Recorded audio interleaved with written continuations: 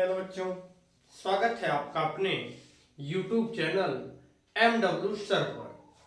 आइए बच्चों, आज की क्लास में हम पढ़ाएंगे इनऑर्गेनिक केमिस्ट्री का बहुत ही इम्पोर्टेंट टॉपिक। नाम है परमाणु संरचना, एटॉमिक स्ट्रक्चर। तो आइए आज की क्लास में हम आपको पढ़ाएंगे परमाणु संरचना। तो सबसे पहले ये माना जाता था कि परमाणु अविभाज्य है। क्या है? अविभाज्य है, इसे विभाजित नहीं किया जा सकता। और काफी दिनों तक ये प्रचलन में भी रहा। वहां उस समय के वैज्ञानिक बताते थे कि परमाणु क्या है? अविभाज्य है। परमाणु अविभाज्य है।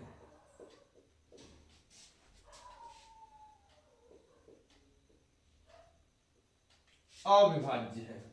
लेकिन आधुनिक खोजों से इलेक्ट्रॉन, प्रोटॉन, न्यूट्रॉन की खोज हो जाने के बाद पता चला कि परमाणु अविभाज्य नहीं बल्कि परमाणु विभाज्य है। क्या है? विभाज्य है। और किसमें विभाज्य है? इलेक्ट्रॉन, प्रोटॉन और न्यूट्रॉन में विभाज्य है। किसमें? इलेक्ट्रॉन, प्रोटॉन और न्यूट्रॉन में विभाज्य है। इलेक्ट्रॉन, प्रोटॉन और न्यूट्रॉन में विभाज्य है। न्यूट्रॉन में विभाज्य है।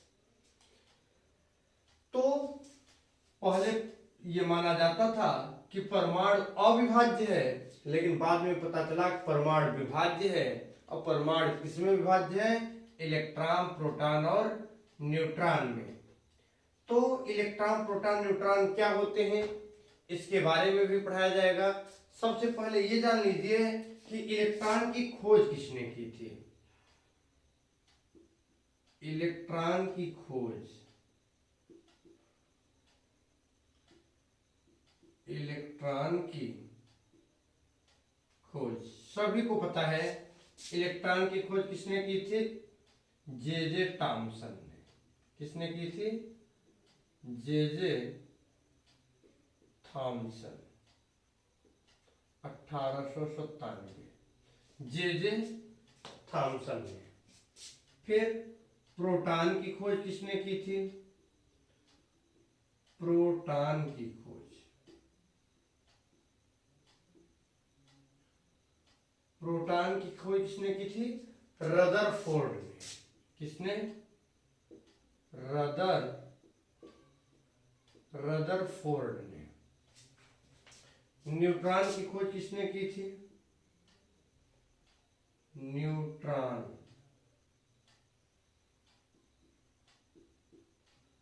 न्यूट्रॉन की खोज, न्यूट्रॉन की खोज जेम्स चैडविक। कौन? James Chadwick.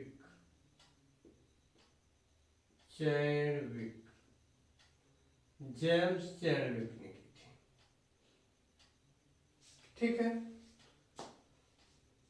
अब देखिए, जब ये पता चल गया कि परमाणु विभाज्य है, इलेक्ट्रॉन, प्रोटॉन और न्यूट्रॉन में विभाज्य है, अब यहीं पे जान लीजिए कि जो इलेक्ट्रॉन होता है वो निगेटिव पार्ट होता है और प्रोटॉन धनात्मक पार्ट होता है और न्यूट्रॉन न्यूट्रल पार्ट होता है। इलेक्ट्रॉन पे निगेटिव चार्ज होता है, प्रोटॉन पे पॉजिटिव चार्ज होता है और न्यूट्रॉन पे किसी प्रकार का कोई चार्ज नहीं होता है। इलेक्ट्रॉन ऋणावेश होता है, प्रोटॉन धनावेश होता है और न्यूट्रॉन पे कोई आवेश नहीं होता। ठीक है। तो इतना जानने के बाद फिर आपके टॉपिक में है परमाणु और अणु। तो सबसे पहले प्रश्न उठता है कि परमाणु और अणु में कौन बड़ा है? आप बताइए, परमाणु और अणु में कौन बड़ा है?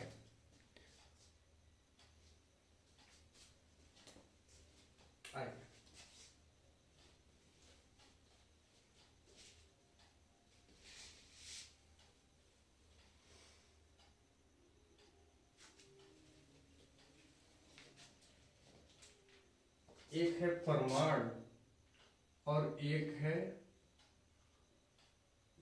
अणु। आप बताइए परमाणु बड़ा है कि अणु? कमेंट करके बताइएगा। देखिए हम आपको बताते हैं, परमाणु और अणु में अणु बड़ा होता है और परमाणु छोटा होता है। देखने में तो परमाणु 4 अक्षर का है, अणु 2 अक्षर का है, लेकिन ज्यादातर बच्चे जवाब देते हैं कि परमाणु बड़ा होता है, अणु छोटा होता है। इसका अंग्रेजी नाम देख लीजिए। परमाणु को कहते हैं एटम। क्या कहते हैं? एटम। और अणु को कहते हैं मॉलिक्यूल। मॉलिक्यूल्स। अब बताइए एटम बड़ा है कि मॉलिक्यूल? मॉलिक्यूल बड़ा है ना। विभिन्न प्रकार के परमाणु आपस में मिलकर अणु का निर्माण करते हैं। कई परमाणु आपस में मिलकर क्या करते हैं? अणु का निर्माण करते हैं। ठीक।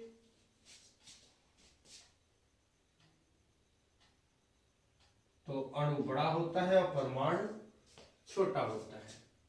इसके बाद आपके सिलेबस में है परमाणु मॉडल्स। देखिए परमाणु मॉडल क्या है? Atomic models. अब परमाणु क्या होता है, कैसा होता है, इसके बारे में विभिन्न वैज्ञानिकों के अलग अलग मत हैं। देखिए फिर हेडिंग है परमाणु मॉडल्स।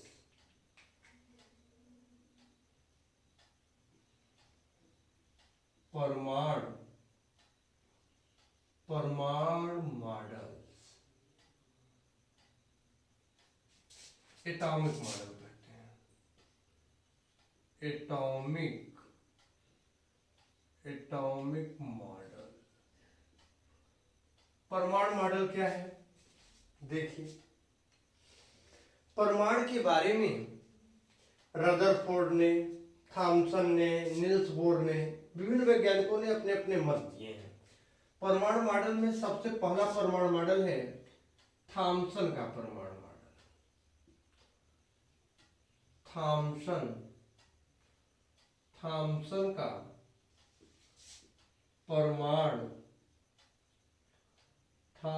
का परमाणु मॉडल।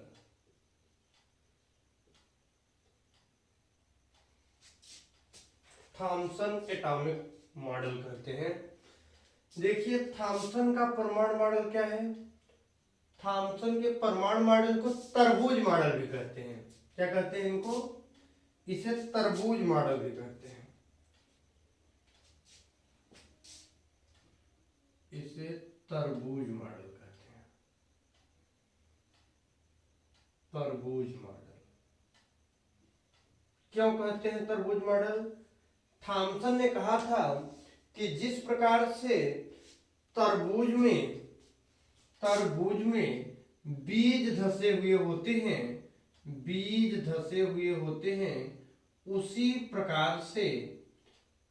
प्रकार से परमाणु में इलेक्ट्रॉन घुसे हुए होते हैं। कौन धसा हुआ होता है? इलेक्ट्रॉन धसे हुए होते हैं। इलेक्ट्रॉन और प्रोटॉन। तो इसलिए इस मॉडल को क्या कहते हैं? तरबूज मॉडल कहते हैं। क्या कहते हैं? तरबूज मॉडल।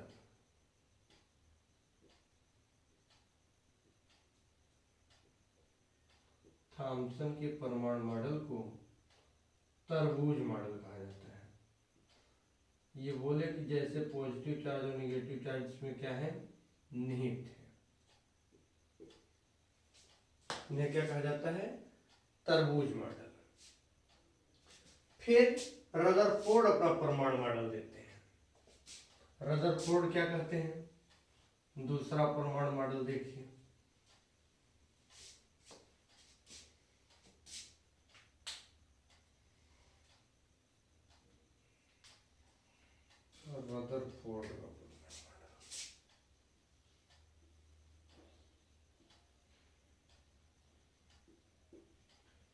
रदरफोर्ड का परमाणु मॉडल। रदरफोर्ड ने बहुत प्रयोग किए थे, सोने की पन्नी पर अल्फा किरणों की बम्बार्डिंग कराए थे। क्या कराए थे? ये मान लीजिए सोने की पन्नी है, क्या है? स्वर्ण पन्नी है।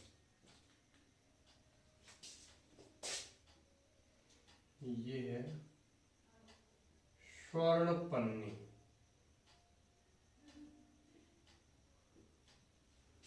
इसके बीच में क्या है? नाभिक।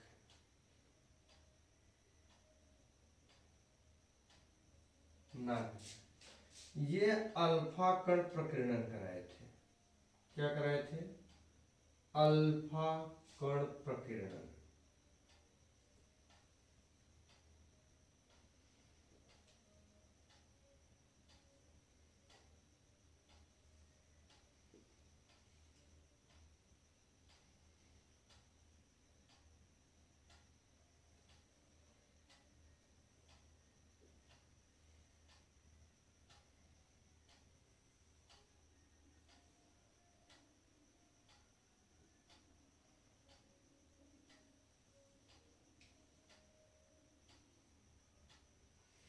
ऐसे।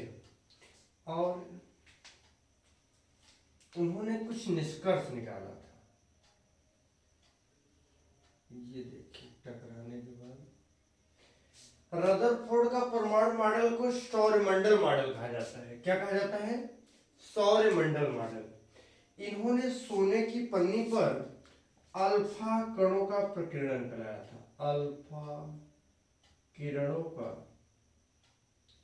अल्फा किरणों का प्रकीर्णन कराया था, बम्बार्डिंग कराई थी।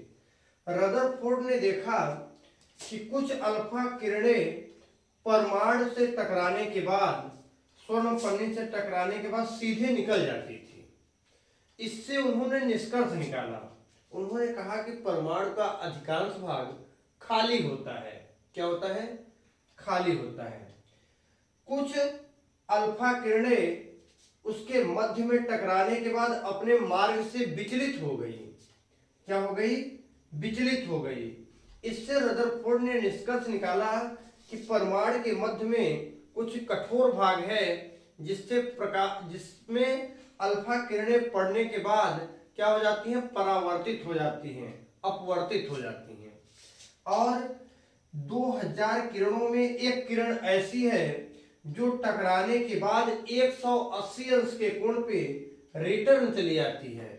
तो रदरफोर्ड ने बताया कि उसके मध्य में नाभिक होता है, और नाभिक में पूरा द्रव्यमान निहित होता है। नाभिक में ही प्रोटॉन और न्यूट्रॉन होते हैं, जो अत्यधिक कठोर पार्ट होता है, और ये किरणें जाने के बाद टकराकर अपने ही मार्ग पर वापस लौट आती है। तो ये रदरफोर्ड का परमाणु मॉडल है। किसका परमाणु मॉडल है? रदरफोर्ड का। लिखना है तो देखा गया कि अधिकांश अल्फा किरणें स्वर्ण पन्नी से टकराकर सीधे निकल गई। इससे यह निष्कर्ष निकला कि परमाणु का अधिकांश भाग खाली होता है। कुछ अल्फा किरणें टकराने के बाद परावर्तित या अपवर्तित हो गई, अपने मार्ग से विचलित हो गई। इससे पता चलता है कि उसके नाभिक में कुछ कठोर भाग पाया जाता है।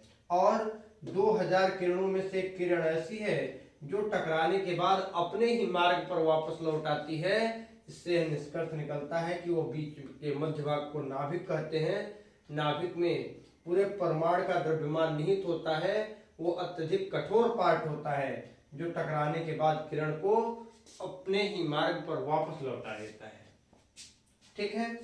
रदरफोर्ड के परमाणु मॉडल के बाद हम आपको पढ़ाएंगे न्यूक्लियॉन। क्या पढ़ाएंगे? न्यूक्लियॉन। न्यूक्लियस में होता क्या क्या है, इस नाभिक में होता क्या क्या है, आइए।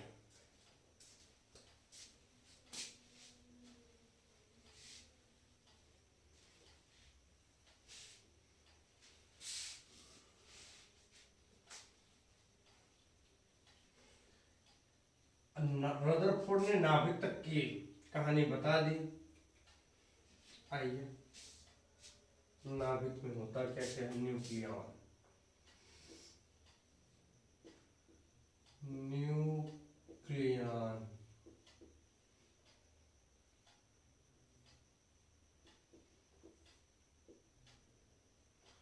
न्यूक्लियन न्यूक्लियन का मतलब होता है कि उसके न्यूक्लियन न्यूक्लियस से बना है। न्यूक्लियस का मतलब होता है नाभिक, मध्य भाग। तो न्यूक्लियन में होता क्या क्या है? इसमें होता है इलेक्ट्रॉन, और क्या होता है? प्रोटॉन, और क्या होता है? न्यूट्रॉन। तो न्यूक्लियन में क्या होता है? इलेक्ट्रॉन होता है, प्रोटॉन होता है और न्यूट्रॉन होता है। ठीक, और भी पार्ट होते हैं। और क्या होता है? मेसान होता है। क्या होता है? मेसान होता है। एंटी न्यूट्रिनो होते हैं। एंटी न्यूट्रिनो ना, ये सब क्या है? ये सब न्यूक्लियन है। पॉजिट्रॉन होता है, मेसान होता है, विभिन्न प्रकार के न्यूक्लियस में पाए जाते हैं। न्यूक्लियन के बाद हेडिंग है समस्थानिक। क्या है? समस्थानिक। आइए,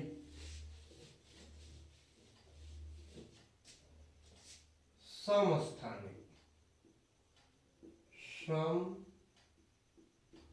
समस्थानिक, देखिए नाम से पता चल रहा है समस्थानिक, इनका स्थान सेम होगा। इन्हें कहते हैं आइसोटोप्स। आइसोटोप्स का मतलब होता है क्या? समस्थानिक। देखिए समस्थानिक क्या होते हैं? ऐसे तत्व या ऐसे परमाणु जिनके परमाणु क्रमांक समान होते हैं, परमाणु भार अलग अलग होते हैं, ऐसे तत्व एक दूसरे के समस्थानिक कहलाते हैं। फिर से सुन लीजिए, ऐसे तत्व जिनके परमाणु क्रमांक समान होते हैं, परमाणु भार अलग अलग होते हैं, एक दूसरे के समस्थानिक कहलाते हैं। हाइड्रोजन के 3 समस्थानिक होते हैं। कितने समस्थानिक होते हैं? 3। एक है 1H1, एक है 1H2, एक है 1H3। ठीक, इसे कहते हैं प्रोटियम। क्या कहते हैं? प्रोटियम। प्रोटियम।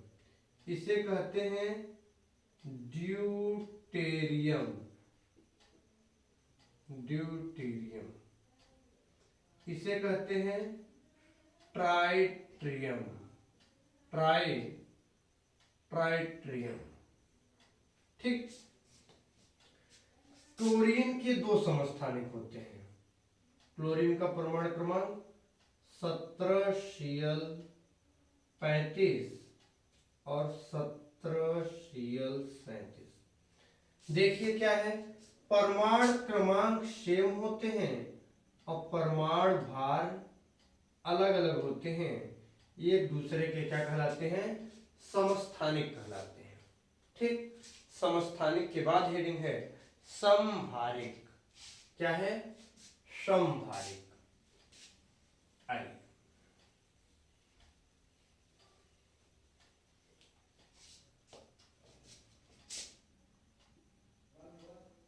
समभारिक। समभारिक का मतलब है आइसोबार। क्या कहते हैं? आइसोबार। समभारिक का मतलब है ऐसे तत्व जिनके परमाणु क्रमांक अलग अलग हो, परमाणु भार सेम हो, एक दूसरे के क्या कहलाएंगे? समभारिक कहलाएंगे। जैसे 19 पोटेशियम 40 और 20 कैल्शियम 40। तो क्या हो गया? परमाणु क्रमांक अलग अलग है पर परमाणु भार सेम है, एक दूसरे के क्या कहलाएंगे? समभारिक कहलाएंगे। क्या कहलाएंगे? समभारित कहलाते हैं। ठीक, ऐसे सम इलेक्ट्रॉनिक होता है जिसमें इलेक्ट्रॉनों की संख्या सेम होती है, सम इलेक्ट्रॉनिक। सम न्यूट्रॉनिक होता है, आइसोन्यूट्रॉनिक कहते हैं, जिसमें न्यूट्रॉनों की संख्या सेम होती है। तो इस प्रकार से इसके आगे के लेक्चर कल की क्लास में करेंगे। आज की कहानी यहीं तक, हमारी आपकी मुलाकात होगी नेक्स्ट लेक्चर में। धन्यवाद।